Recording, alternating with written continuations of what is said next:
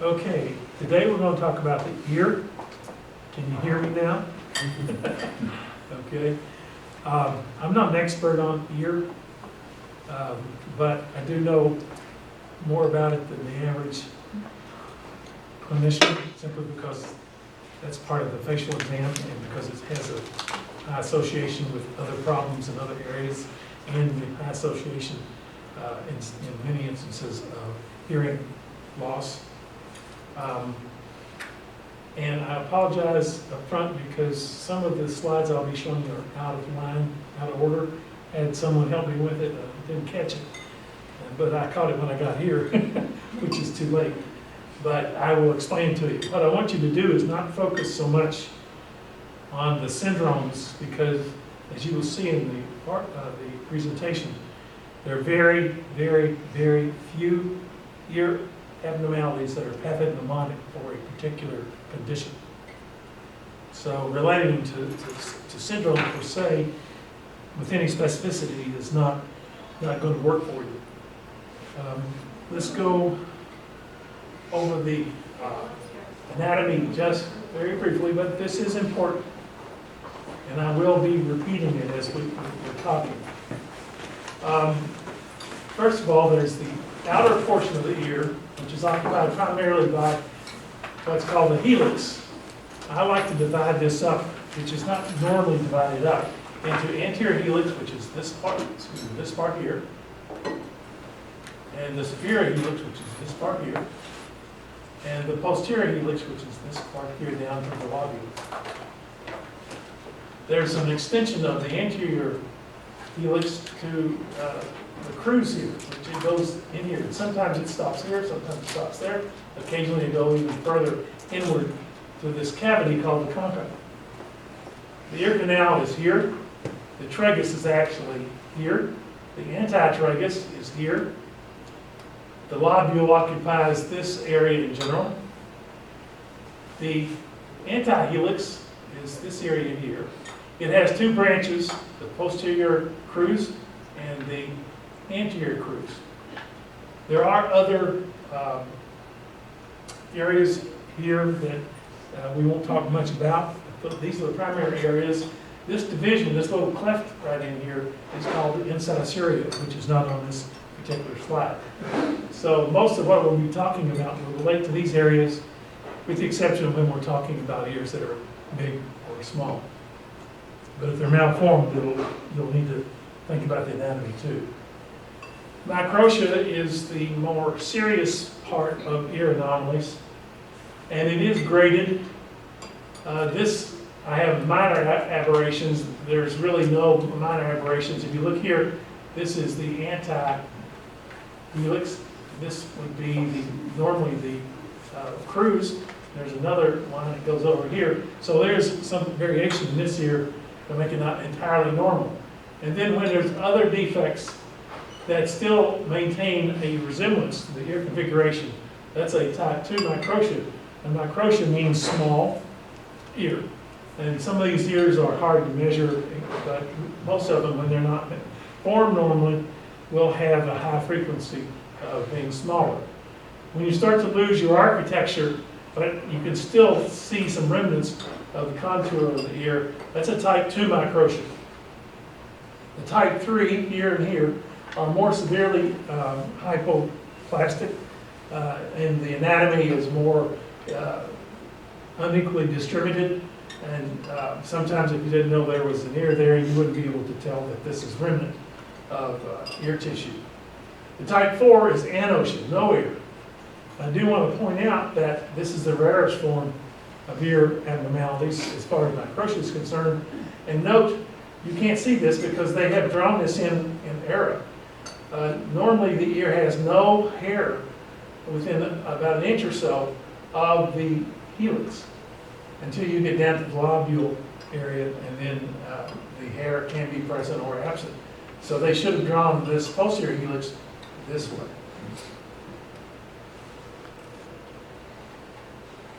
Incidence of ear malformations is not just microtia, because the other ear malformations are more common than microtia. The overall incidence makes it a very common disorder. somewhere in the range of 1 in 200 to 1 in 300, excuse me, 1 in 100 individuals. The auricular preauricular pits are also very common. These are seen in about 1% of the population. And they're a normal variant, not necessarily an abnormality. And they are identified by their position, and the pits, of course, are what they say they are. Tags are excessive skin.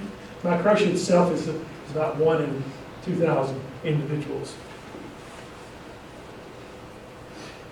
The embryology, I'm not going into any detail, except the ear is formed by the first pharyngeal arch, and the front part of the ear is formed by the mandibular helix or mounds. There's 3 pairs, and then that is finished as far as development of the helix by 38 days. First parenchymal arch gives rise to the tragus, the anterior helix, and the external ear canal. The second parenchymal arch, the rest of the ear, which is mostly the posterior portion. The superior helix, the superior helix, the posterior helix, and the lobule.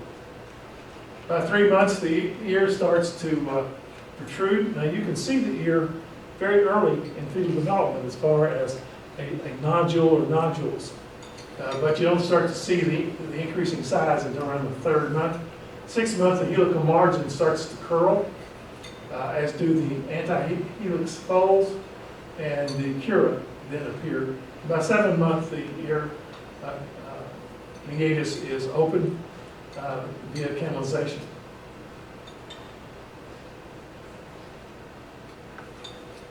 Two things on this slide.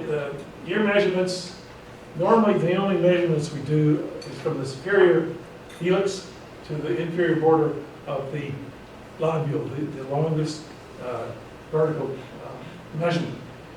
It's very hard to measure anterior, posterior, or diagonally, because a lot of these children will have ear anomalies that alter what the real size, whatever that is, would be of the ear.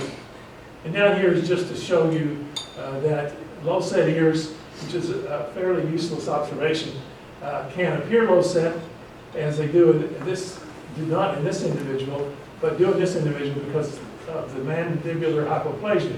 There's a close relationship between mandibular fetal growth and the position of the ear. The ear starts down low, and as the mandible grows, it rides up into its normal position. So almost every individual who has a very small mandible, or at least a moderately small mandible, will not only have low-set ears, but they'll often be retroverted rather than vertical, as you see in this particular drawing. 1 in 100 children have some form of ear anomaly.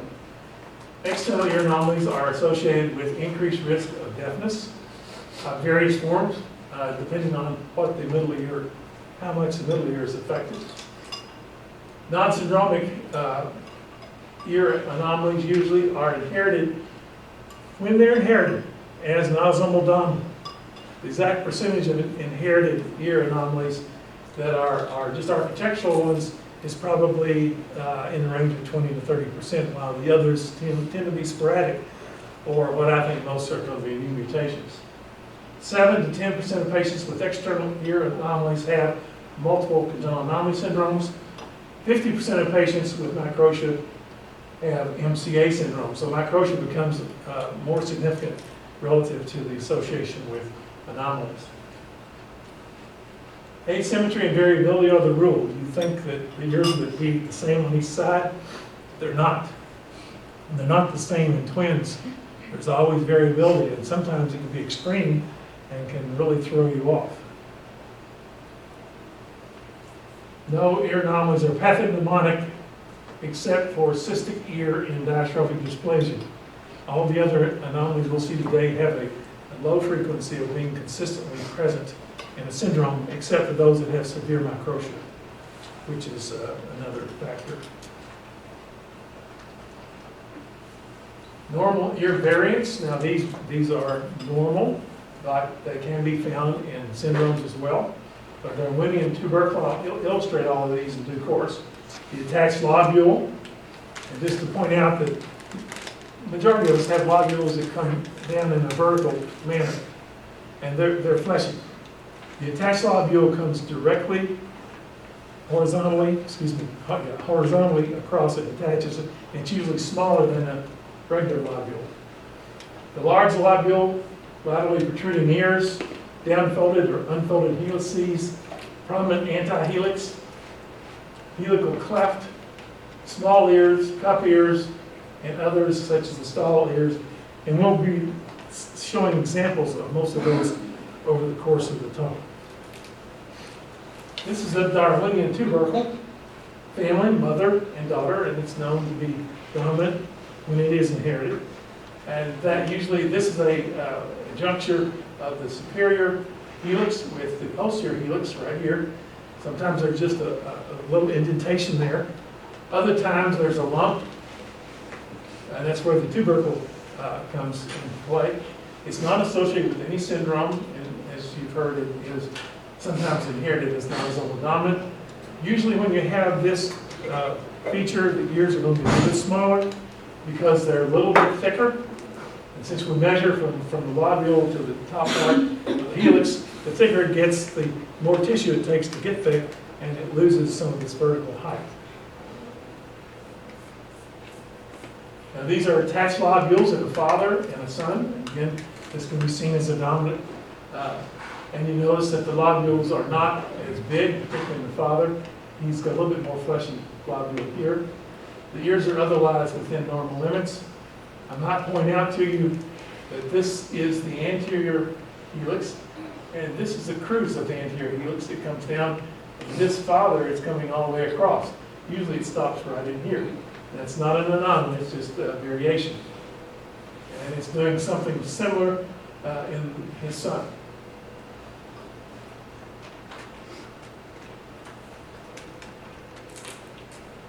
Laterally protruding ears are found in charge, both for phimosis syndrome, the Barcy syndrome, Fragile X syndrome, and can be associated with cutis aplasia syndromes, and many other syndromes and many other normal individuals.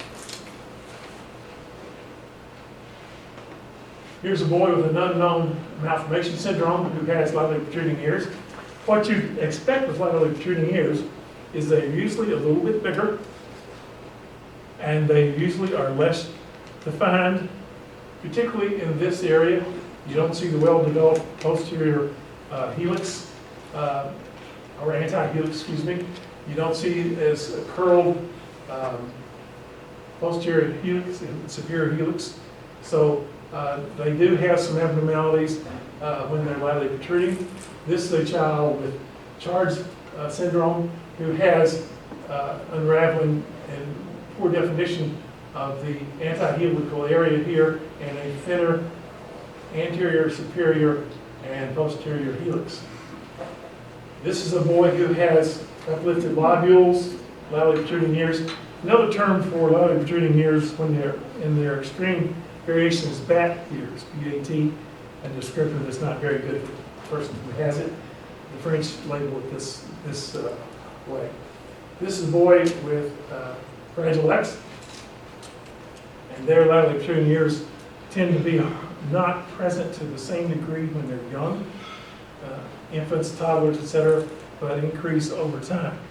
And as you know, Fragile X does have some skin issues in regards to hypersensibility and wrinkles. This is a Fragile X boy who is older than the boy I just showed you, and his ears. Note that the difference here in the two ears. They're both unraveled.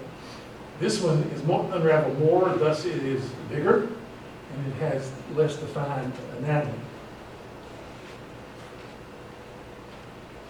And this is a girl who has laterally protruding ears. She's maintained her inner anatomy as far as the antihelix, but the area here, the superior helix and the posterior helix, are underdeveloped. And this is a syndrome with severe mental retardation. A lot of skin issues. This is related to the cutis hyperelastica or cutis laxa syndromes. Downturned helices, and I think this is one of the slides that's out of line, but we'll go ahead and mention it. Marfan syndrome sometimes has downturned helices, but not as often as its compatriot, congenital contracture wchodactyly, which is one of the very, not specific, but suggestive findings when you find someone with a wchodactyly. And cryptophthalmia, Barber-Say syndrome, chromosome disorders like trisomy 21, HP deletion, Town syndrome, all known to have increased frequency of downturned superior helices. Like you see here, this is a child with Down syndrome. I think this child and this child are the same ones. This, I believe, is older. And you can see that the superior helix is downturned. Note that his anterior helix is very poorly formed. I don't know if that's an association. You see here that the superior helix is like this one, which may be the same individual, is also downturned, but the anterior helix is not well developed.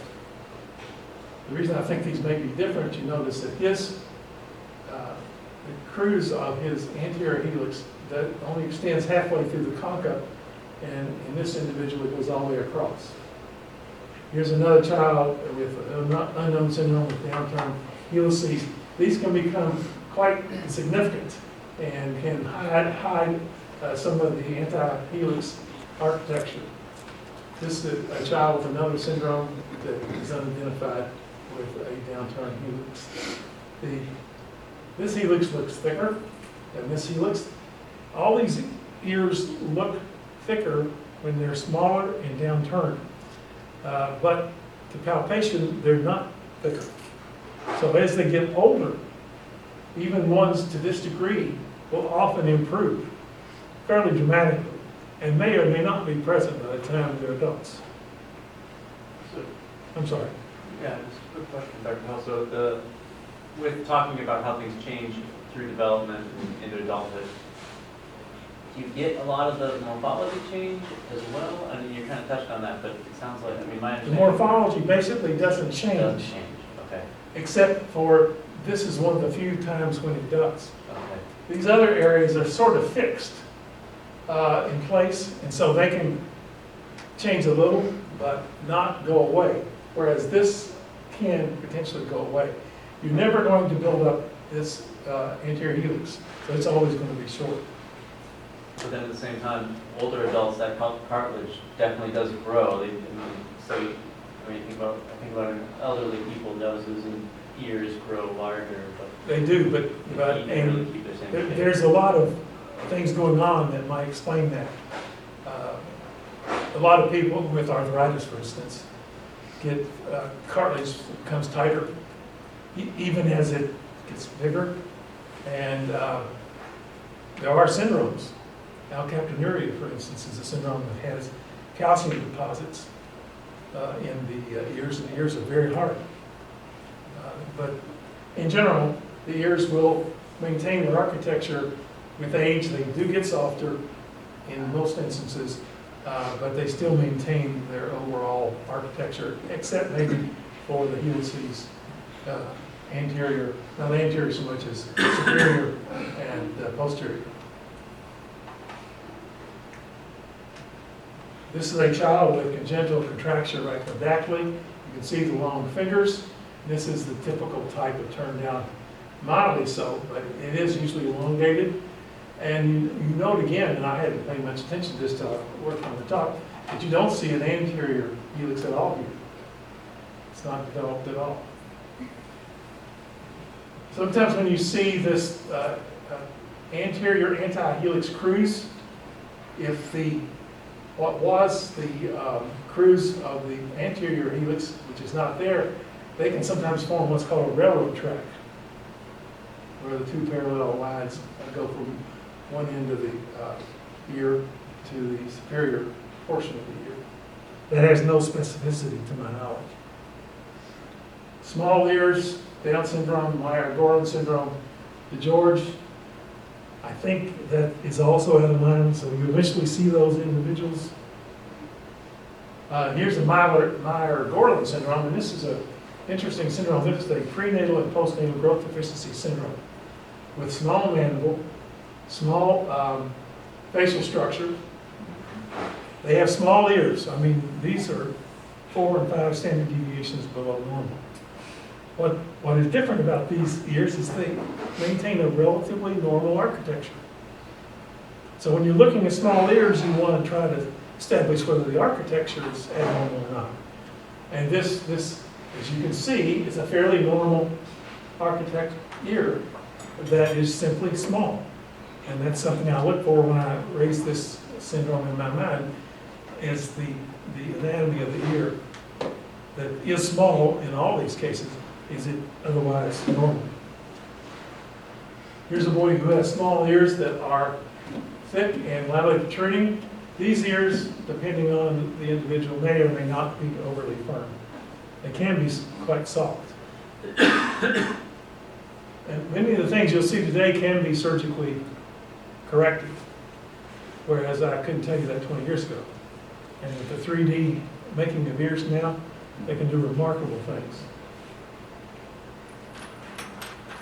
Minor variants, and we've been talking about that, and I'll go over these again. Low set ears, helical pits, preauricular tags pits, postauricular tags and pits, which are much less common than the preauricular.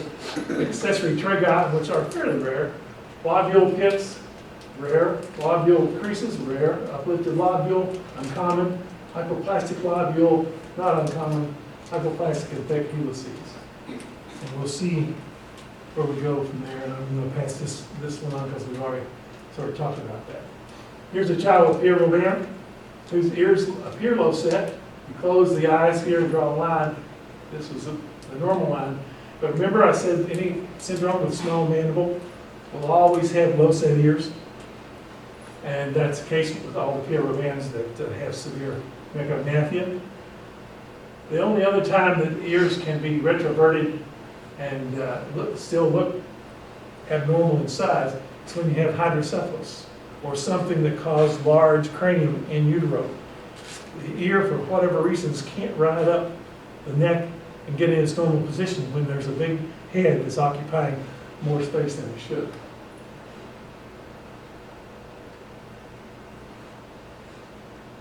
You can sort of read this quickly. We'll talk about it in due course as the slides show up.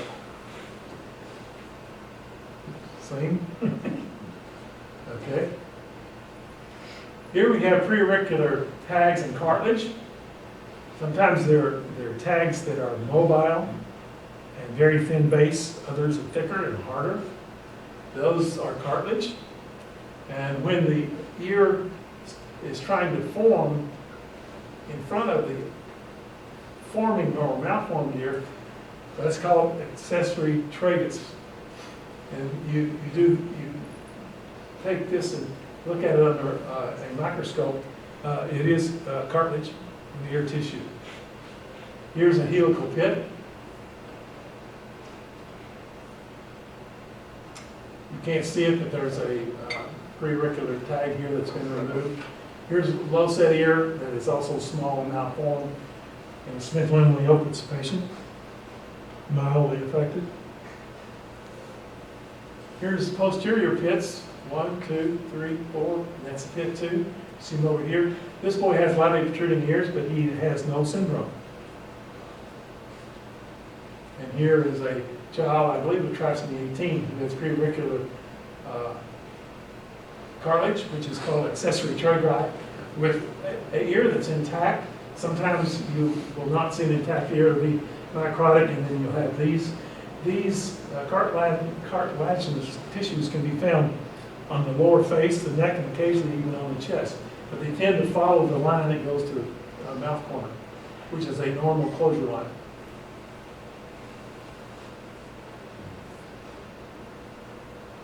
Lobule creases, I hope that they'll show up with this particular slide, but here are the ones that most often have these pits and creases.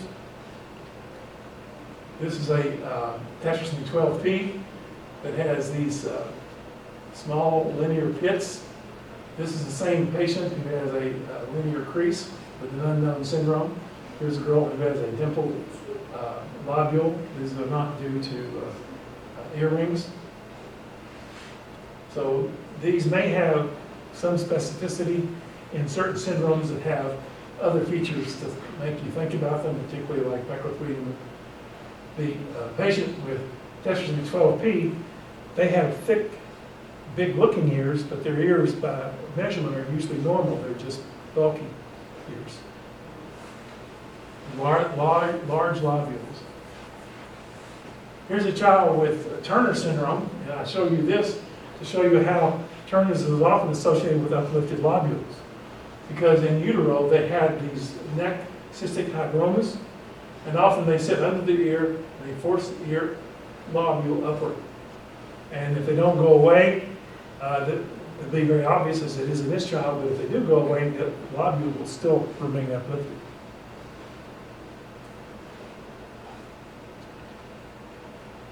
Here's a young lady with an attached lobule who has mostly hypoplasia of the superior and posterior helices with underdevelopment of the lobule on that side, and a large concha, I guess.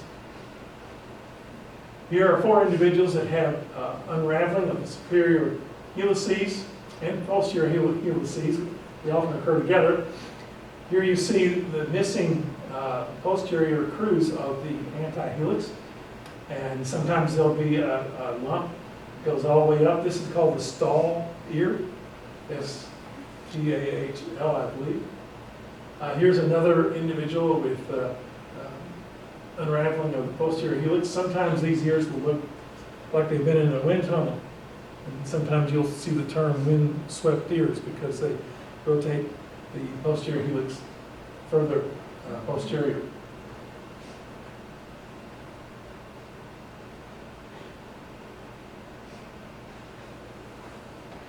Now, I'm not quite sure why I showed this, but each one of them has interesting. You've seen this. This is a Meyer-Gorlin, which is a small ear that's relatively normally formed. Here's a child who has a very large lobule, as does this child. And when you see that, you often will find the upper part of the ear to be underdeveloped, as you see these 2 children. This ear is interesting. This is an unknown MCA syndrome that I've worked on for years and years. You see this cleft in the lobule here. Well, this could be what's called the auriculocondylar syndrome, which is not autosomal dominant, 2 known genes, found in about 50% of these children. So this is one of those syndromes that may become pathognomonic, but it's not frequent enough in the syndrome to say that at this point. But the cleft is usually back here. And I have a picture towards the end of the talk that will show this, and it should be at the juncture of the posterior helix and the lobule, which would be somewhere in here. But in some families that we've seen, there's probably, I'd say 10 families now, it's not autosomal dominant in those families. Some of them have no ear abnormalities that are obligate affectants, and then some of them have different non-question mark like ears. So it's not consistent, but it is fairly unique. Here you see a child who might fit into that category. There's a cessation of tissue here just beyond the lobule. So this individual would have a question mark type ear with the question mark here and down, but it's more extreme than those, so I would not feel comfortable calling this a question mark ear, but it certainly is abnormal. Again, we've talked about all these things, but I'll show you individuals with each of these particular features. Here's an individual with superior pointing, or pointing superiorly of the superior helix. This is not a very common feature, but it brings forth observations like devil, like in Williams syndrome, with the, what is it, the elephant face. The ears contributed a lot to that particular descriptor. But it is not an uncommon feature. As you see here, this is the lower part of the ear, this is the upper part. And note there's very little definition of the anterior or the posterior part of the ear in this particular individual. And this is a patient I had at the University of Kentucky, Roy Hatfield. He happened to be a great grandson of William Anderson Hatfield of the Hatfield-McCoys feud in Kentucky and West Virginia on the border of Pike County. And he has the same type of ear that his father was said to have, or his great-great-grandfather was said to have. And that's this upper part of the ear pointing upward and being more narrow. And here is a trisomy 18. They often have posterior displacement of the helix, the posterior helix, and then they have windswept ears frequently, which is not consistent, but found frequently in trisomy 18.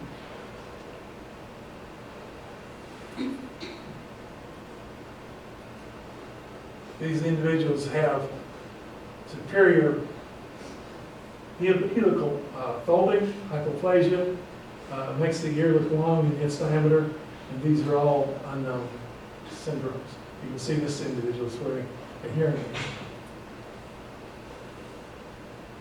This is the question mark ear that is in the literature. This is the classic where the lobule should be making a juncture with the posterior helix and looking like a question mark. But always remember, when you see an ear like this, the syndrome to think about is the auriculocondylar syndrome. That's a syndrome that has this type of ear, usually, has temporal mandibular fixation, has a small mandible, and looks like a piano man. It's a dominant with two identifiable genes at this point. Ears can look different relative to head size. This looks like a large ear, but it's not. It's because this patient with Cockayne syndrome has a severe microcephaly. Here's an ear that is long but not high, and you see a little cleft here. Could this be a question mark here? I don't know, because when I saw this patient and took this picture, I had no idea what a question mark ear was. So I didn't pay any attention except to note this and take a picture. This individual has a large appearing ear, but he also has a large head. And his ear is large, his head's large, he's large. This is a child with cerebral gigantism or Soda syndrome. And here's a child with mild Cousins who has a normal set ear except for the flattening of his superior helix. There's not the normal rounding. This inside cilia, sometimes we'll see individuals with this little cleft here, and that's a normal cleft. It won't even be present. This area will be open. Other times this will be very narrow. It has no specific relationship. I just want to point out something to you. There's a condition called cryptophthalmia, or hidden. Ophthalmia shouldn't be crypt, but anyway, it's crypts, it's skin. Sometimes the superior helix will go under the normal skin, and that makes it hidden. And that has no specific meaning, but you will see that. It's described in a lot of isolated cases. Here's Stahl ear deformity. This is the more typical one with unraveling and a cruise of the posterior anti-helix going up. Here you see a variation of that. And here's one individual who, this is after surgery to get rid of this line here in this upward swing of the superior helix. Here's another individual with a variation of Stahl's ear, and I believe this is post-surgery as well. Why do you do surgery on these? Usually because the parents want it done. Occasionally, the individual wants it done, and it's cosmetic for the most part. If it gets as extreme as this, I consider this a medical surgery. This is not that distracting. But people are very sensitive, so if they have the people who can do the ear surgery, then it's available to people who are aware of it. These are individuals who have charge syndrome. Charge is interesting because they have, almost all of them have small ears. Very few have small normal ears. A significant percentage have small ears that the lower portion of the ear, the lobule, is underdeveloped or missing. And then the laterally protruding ears are common as well. Here you see laterally protruding ears. Here the lower portion is missing. Here the whole ear and the lower portion is missing. This is an ear that's sort of distorted, lower portion missing. They can have almost any type of ear abnormalities, but the common factor in most of these individuals is the small ear. Those individuals that have the absence of the lower part of the ear is an uncommon feature. It is seen in infants of diabetic mothers. We're going to talk about these syndromes, which are the more classic ear anomaly syndromes, but there are many others. But this is a good example of asymmetry. This is a little child who obviously has hearing loss. He has about a type 3, severe type 2 and type 3 microtia. Obviously, no open canals and was deaf. His mother had the same thing, more severe. He had bilateral involvement. She has unilateral. And when the ear isn't formed as well, hair can grow down into these areas. Remember I said there's a sparing around the ear of hair development? But in these anomalous ears, sometimes the hair can grow and start in the tissue in and around the ear. Hey, Carl. Yeah. In these types of individuals, what does the inner ear look like? Do they have development in the inner ear, or do we? In this severe microtia, the inner ear is almost always abnormal. You rarely see it whether it's normal. Heck, it does occur. And obviously it's got something to do with the cause, but when you have this degree of severity, and you can take someone who's very asymmetric, and you can assume that the area that's more normal has a lower frequency of hearing loss, but that doesn't work out that way.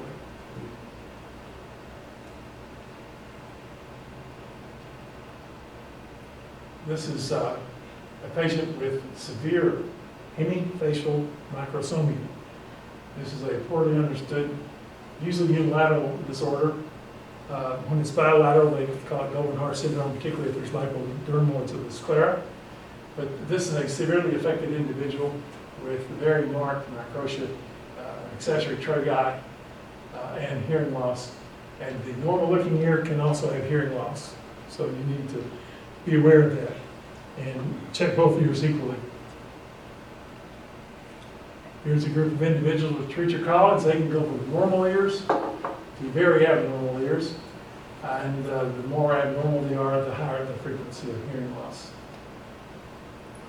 There's nothing pathognomonic about the ear anomalies except they all have them with one or two exceptions.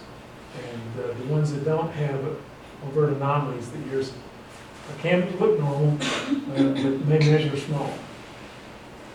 Here you see a severe type 3 microtia. Obviously, having bone loss, you have a hearing aid for that. This is a acrofacial dysostosis. This is another condition like Meyer-Gorlin. Now, these children have underdevelopment of the preaxial waves of the hands that can have relatively small ears, but relatively normal architecture. Those two conditions are about the only two I know of. Now, this is clearly not normal, but you can identify most of the anatomy of the ear in this particular picture.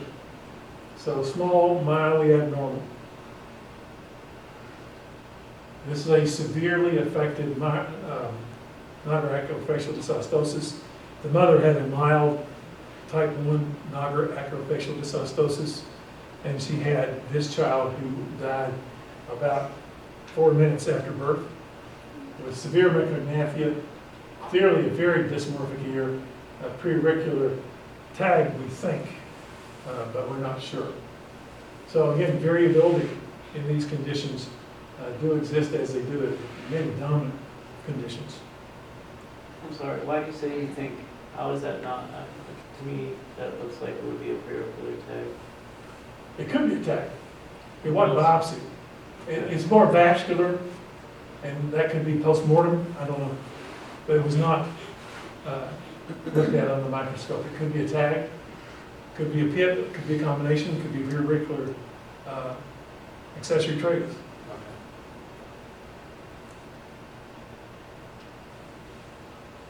Twins, one normal, one not.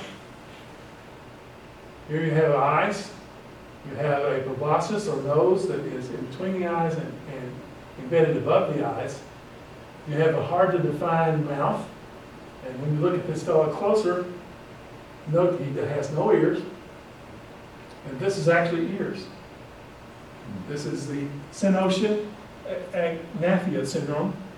And this is the lower portion of the left ear, and this is the lower portion of the right ear, and they're fused. There is, I believe, a very small opening here.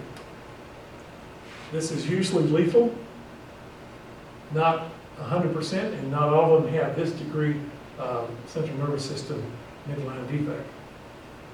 Something similar to this, but this is not it. This is a Tetramine 12P. Another one? Okay, I'm sorry, I did not have the other one, which is called hypomandibular craniofacial dysostosis syndrome. And those individuals have ears, they have no mandible, and they have inability to open the mouth, and they have a little orifice with a little pucker. That is, the gene for this has already been identified. It looks like this if you're not looking close, but it's different.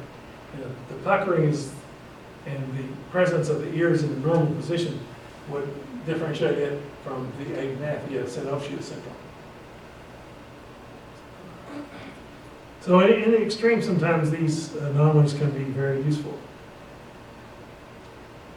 This is another individual with Tetramine 12P. Remember I said the ears look big and thick. They're not big, but they are thick, and the lobule is large. And I think that is it.